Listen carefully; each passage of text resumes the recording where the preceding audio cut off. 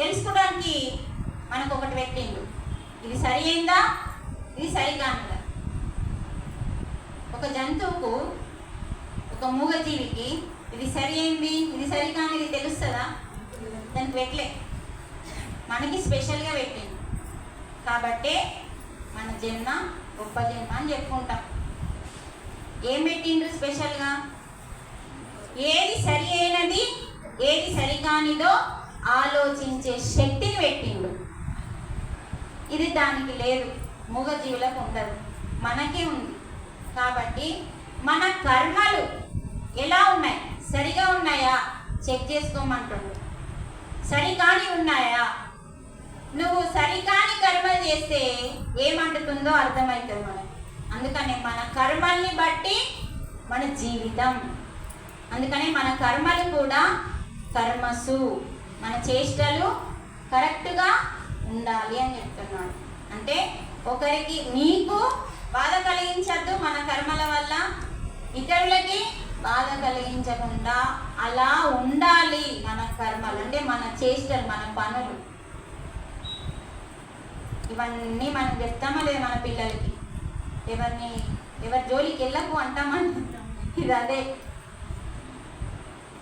యుక్త స్వప్నావబోధస్య. ఎక్కడికి వచ్చిన? నిద్ర దగ్గరికి వచ్చిన. ఆహారమైంది, విహారమైంది, నీ పనులు, నీ చేష్టలు ఎలా అవన్నీ అయిపోయినాయి. తర్వాత నిద్ర దగ్గరికి వచ్చింది. అంటే మితంగా నిద్ర పోమ్మంటుండు. యుక్త స్వప్నావబోధస్య అంటే నిద్ర ఎంత పోవాలా? మరి 10 గంటలు వన్నోళ్ళు ఉన్నారు, 8 గంటలు వన్నోళ్ళు ఉన్నారు. మితంగా పోవాలి. మనసులో ఏ ఆలోచన లేకుండా ప్రశాంతంగా గాఢ నిద్రలో చక్కగా నిద్ర వచ్చినప్పుడు పోయి బ్రహ్మ గడియల్లో లేవాలి. మినిమం కనీసం 4 గంటల కన్నా మనం లేవాల్సింది. మినిమం అది. అంటే చూడండి, మనం మిత యుక్త స్వప్నావబోధ ఇవన్నీ ఎవరైతే పాటిస్తారో వారికి యోగం కుదురుతుంది, అంటే ధ్యానం కుదురుతుంది, వారికి దుఃఖం పోతుంది. ధ్యానం కుదరాలంటే, దుఃఖం పోవాలంటే ఈ శ్లోకంలో భగవానుడు ఇవన్నీ చెప్పిండు. తక్కువ అంటే మళ్ళీ మితంగా తినాలి, మన లోపలికి విహారం చేయాలి, తర్వాత మన చేష్టలు సరిగా ఉండాలి, నిద్ర మితంగా ఉండాలి.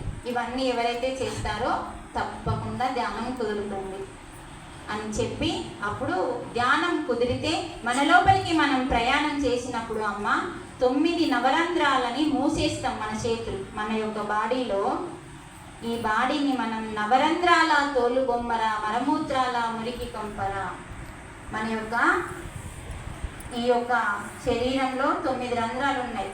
2 కళ్ళు, 2 చెవులు, 2 ముక్కు రంధ్రాలు, నోరు, మల మూత్ర విసర్జన రంధ్రాలు, మొత్తానికి 9.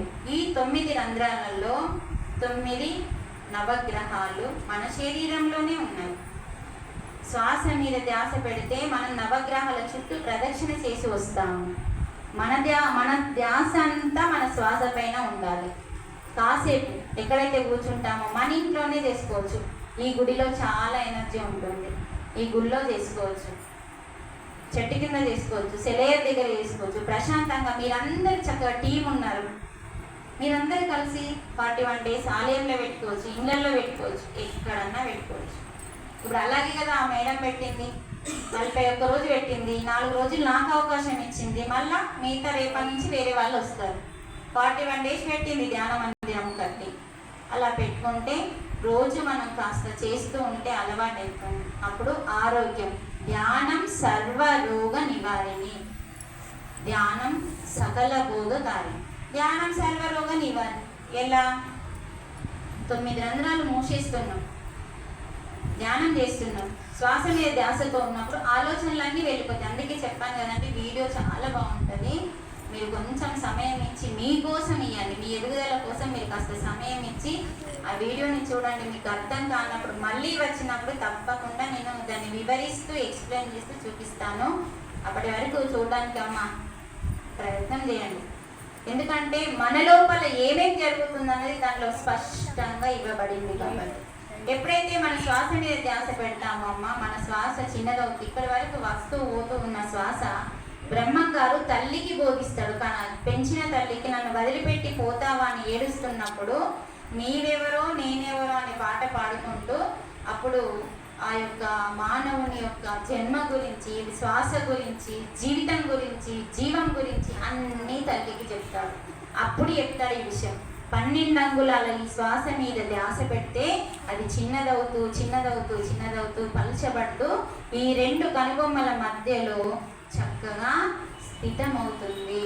అక్కడ కూర్చుంటున్నప్పుడు మనసులో ఖాళీ అవుతుంది. ఉదయం లేచి అంటే స్నానం చేసి మంచిగా వంట చేయాలి కదా. వంట చేయడం కంటే ముందు ఏం ఖాళీ చేస్తాం? బిందె ఖాళీ చేస్తాం. ఏం ఖాళీ చేస్తాం? బిందెని ఖాళీ చేస్తాం ఫస్ట్. తర్వాత శుద్ధి చేస్తాం. తర్వాత నిండా నీటి నింపుతాం. అలాగే బిందెని ఎలా ఖాళీ చేసామో మనం కూడా మనస్సుని ఖాళీ చెయ్యడమే ధ్యానం. మనం అసలు వేమన ఈ పద్యాలలో ఏం చెప్తుందంటే, మానవునితోని సాధ్యం కానిదంటూ ఈ ధరణిలో లేదన్నాడు. అవునా కాదా? ఆయన చెప్పింది. మనం తలుచుకుంటే అవుతుందా కాదు?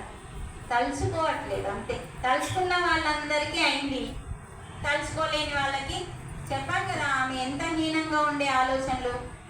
విశ్వద మేడని, విశ్వద యోగిని మళ్ళీ ఏమైంది? తలుచుకుంది, తపస్సు చేసింది, ఒక యోగినిగా మారి మనందరికీ ఇలా బతకాలని ఆ యొక్క పద్యాల రూపంలో చెప్పింది. అందుకని మన చేతుల్లోనే ఉంది. అంత పెట్టేసిండు భగవంతుడు. గీతలో జ్ఞానం పెట్టిండు. ఇటెత్తావా పాపం, ఇటెత్తావా పుణ్యం. ఈ 2 అర్థంటే నిష్కామకాలు. ఏమి ఆశించకుండా సేవ చేయు, ఏమి ఆశించకుండా కర్మలు చేయు. అందుకే ఈ యొక్క శ్లోకంలో చక్కగా మనము ఆహారం గురించి అన్నిటి గురించి తెలుసుకున్నాం. మరి మనకు భగవంతుణ్ణి అన్నీ అడుగుతున్నాం. మనం అడిగినామా భగవంతుణ్ణి?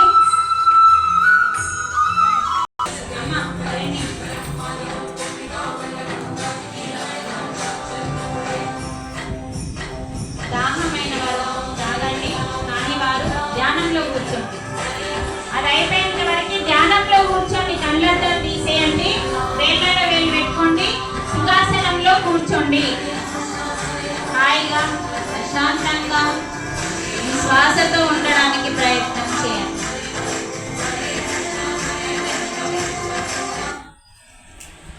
ఎవరు కళ్ళు తెరవద్దు చెప్పేంత వరకు. చక్కగా హాయిగా ప్రశాంతంగా మన శ్వాసతో మనం ఉందాము. ఇంటికాడ ఏం పనులున్నా కాసేపు మర్చిపోండి. అవి జీవితాంతం ఉంటున్నాయి కాబట్టి మనతో మనం కాసేపు ఉండకపోతే చాలా కోల్పోతాము. మధ్యలో ఆలోచనలు వస్తాయమ్మా, కట్ చేయండి. చక్కగా మీ లోపలికి మీరు ప్రవేశించండి.